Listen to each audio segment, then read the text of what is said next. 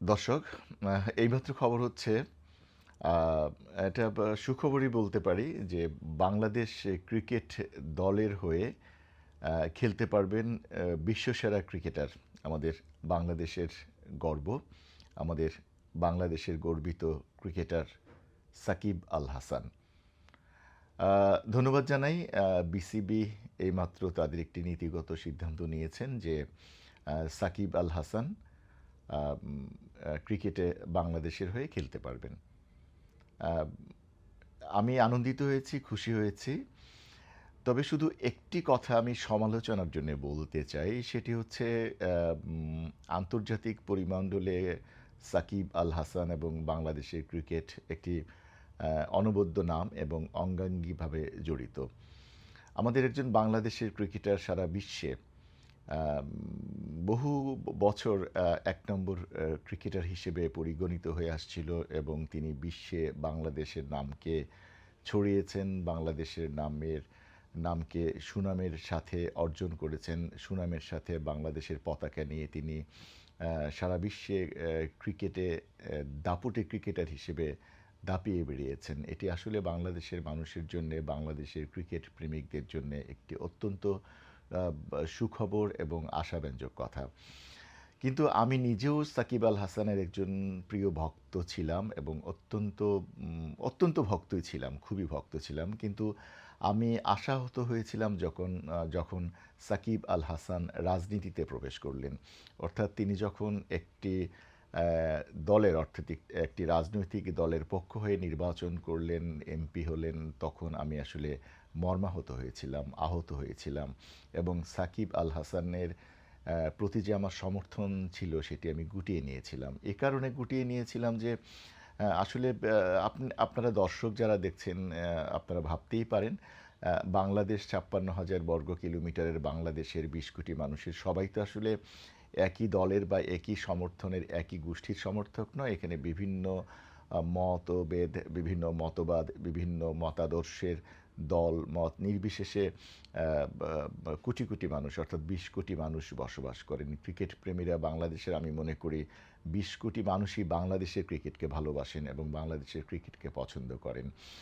সুতরাং যখন আপনি ক্রিকেট খেলবেন এবং ক্রিকেট খেলোয়াড় হিসেবে বাংলাদেশের পতাকা হাতে ধরবেন, বক্ষে ধারণ করবেন, তখন আপনার আসলে কোনো রাজনৈতিক দলের পরিচয়ে পরিচিত হওয়া উচিত নয়। এটি আমার আসলে উপদেশ নয়, এটি আমার আসলে মনের কথা।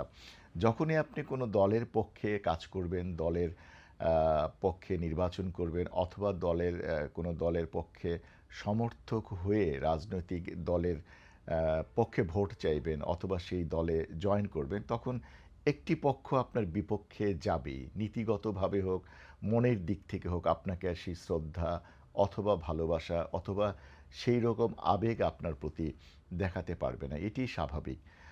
তো সাকিব আল হাসান বাংলাদেশের ক্রিকেটে ফিরছেন, এটি অবশ্যই একটি ভালো সংবাদ। সাকিব আল হাসান এখনও সাকিব আল হাসান, আমি তাকে এখনও খুব পছন্দ করি।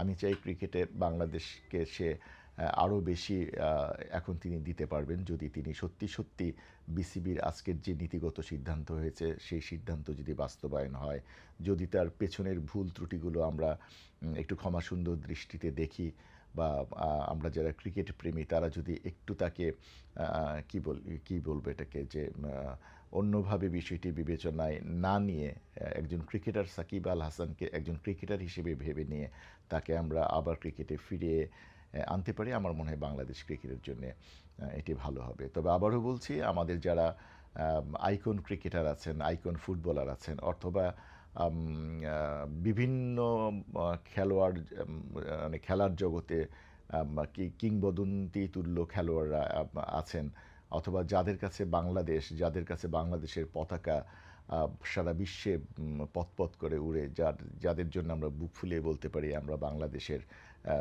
খেলোয়াড়, বাংলাদেশ আমাদের প্রিয় বাংলাদেশ, সবার আগে বাংলাদেশ। এই কথাটি যদি আপনারা মনে রাখেন, অনুগ্রহ করে কোনো দল বা কোনো গোষ্ঠীর সমর্থন আপনারা খেলোয়াড় জীবনে, অর্থাৎ যতক্ষণ আপনারা বাংলাদেশের পক্ষে খেলবেন, ততক্ষণ না খেলে যখন খেলোয়াড় হিসেবে রিটায়ারমেন্টে যাবেন, অর্থাৎ আপনি খেলা থেকে অবসর নেবেন, তখন আপনি যে কোনো দল বা পক্ষ অবলম্বন করে আপনি আম, সেই দলের পক্ষে কাজ করতে পারেন। এটা আমরা বিভিন্ন জায়গায় দেখেছি, ভারতে দেখেছি, ইংল্যান্ডে দেখেছি, অস্ট্রেলিয়ায় দেখেছি যে খেলোয়াড় জীবনের পরেও, ইভেন তো আমেরিকাতেও দেখেছি, খেলোয়াড় জীবন থেকে অবসর গ্রহণ করে তিনি হয়তো পরবর্তী সময়ে কোনো না কোনো দল বা কোনো না কোনো গোষ্ঠী বা কোনো না কোনো পক্ষে নির্বাচন করেছেন। তাতে কোনো আপত্তি নেই। রাজনীতি করার সর্বময় ক্ষমতা বা সর্বময় অধিকার, গণতান্ত্রিক অধিকার, বলার অধিকার সবারই আছে, নিঃসন্দেহে সবার আছে। কিন্তু যখন আপনি বাংলাদেশের পতাকা হাতে একজন খেলোয়াড় হিসেবে ২০ কোটি মানুষের প্রতিনিধিত্ব করবেন, ২০ কোটি মানুষ আপনাকে ভালোবাসবে, ২০ কোটি মানুষের আশা আকাঙ্ক্ষার একজন প্রতীক হয়ে আপনি দাঁড়াবেন, আপনি নিশ্চয়ই কোনো একটি পক্ষের হবেন না, এটাই আমি চাইব। তো দর্শক, এটি একান্তই আমার ব্যক্তিগত মতামত। আমার বিপক্ষে হয়তো ভিন্ন মত থাকতে পারে। আমি ভিন্ন মতকে অবশ্যই শ্রদ্ধা জানাবো, ভিন্ন মতকে আমি অবশ্যই সাধুবাদ জানাবো। তো যদি আমার বক্তব্যে আসলে কেউ মনঃক্ষুণ্ণ হয়ে থাকেন, আমি ক্ষমা চাচ্ছি। ক্ষমা চাওয়াই উচিত আমার, যদি কারো বিপক্ষে যায় আমার কথা। তবে এটি আমার একান্তই ব্যক্তিগত মতামত। ভিন্ন মত থাকতে পারে, ভিন্ন মতকে আমি শ্রদ্ধা জানাই। দর্শক সবাই ভালো থাকবেন, সুন্দর থাকবেন, সুস্থ থাকবেন। আবারও কথা হবে। আসসালামু আলাইকুম।